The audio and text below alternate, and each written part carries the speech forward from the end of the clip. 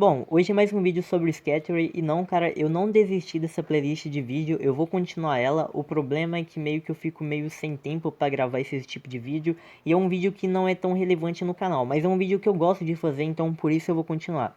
Se você não sabe o que é o Skechers, é simplesmente um aplicativo onde você consegue criar outros aplicativos mesmo que você não sabe programar, porque o Skechers ele trabalha apenas com lógica. E o que seria uma lógica? Por exemplo, se eu estou passando em uma rua e tem uma pedra que é maior do que o meu pé, se eu chutar essa pedra eu tenho certeza que eu vou machucar. Por quê? Porque ela é maior que o meu pé, então basicamente eu não vou conseguir chutar ela sem machucar. Isso é óbvio. Então é uma lógica, eu sei disso. Então com essa ideia eles fizeram o Skechers e basicamente era um aplicativo muito legal. Bom, hoje a gente vai entender como que funciona o componente de calendário. Então, eu vou vir aqui e criar um componente de calendário.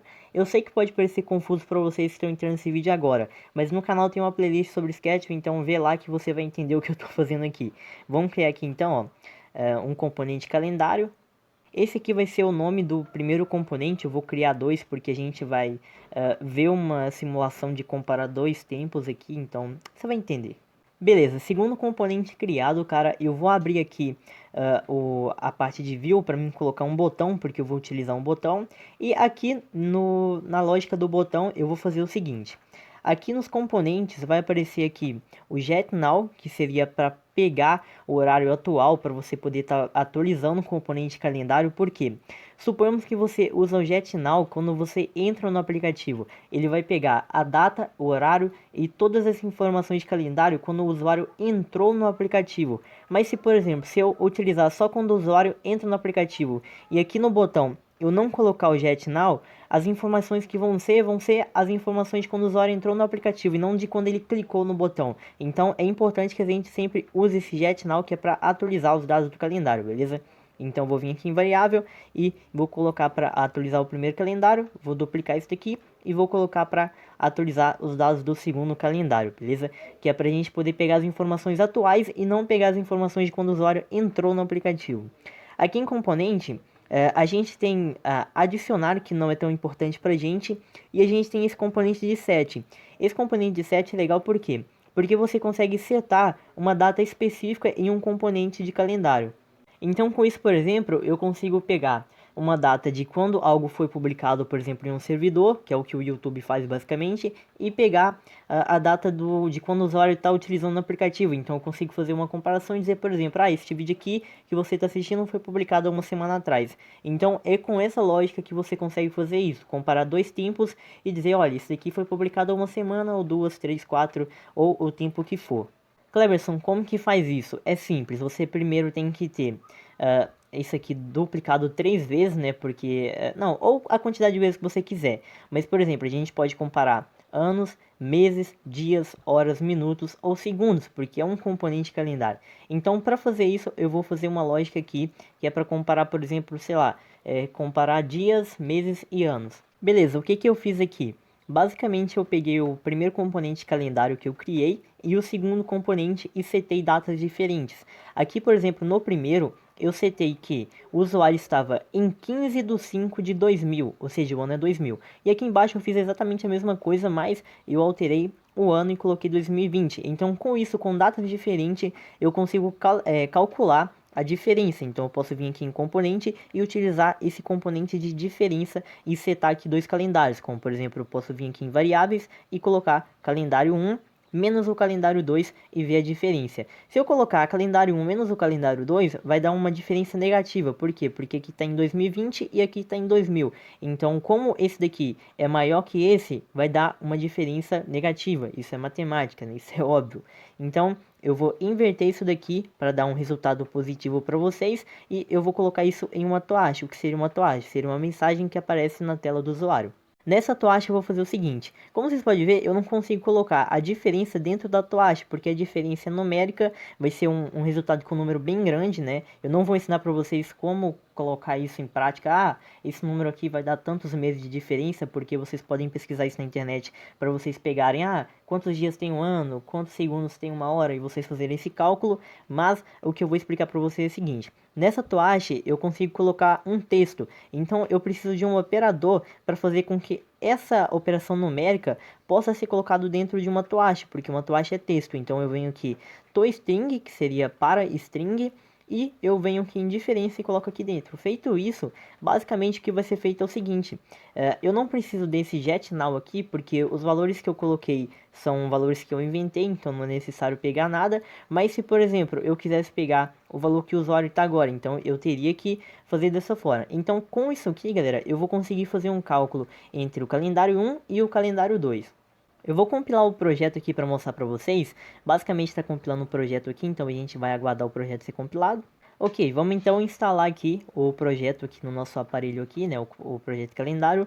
Vamos clicar em abrir e quando eu clicar no botão, olha só, vai aparecer aqui uma toache mostrando o valor de diferença entre os dois calendários. Então você consegue pegar aquele número, tá? Porque sempre vai ser um valor em número e fazer uma contagem, né? Tipo a do YouTube, por exemplo, e depois transformar isso em string, né? Para falar para o usuário. Tipo, você pode usar esse componente aqui para verificar. E esse daqui também para verificar e colocar tipo uma semana, 2 semanas, 3 semanas. Vai depender do que você quer fazer, mas isso vai ser futuros vídeos. Eu só estou explicando como funciona a lógica do componente calendário.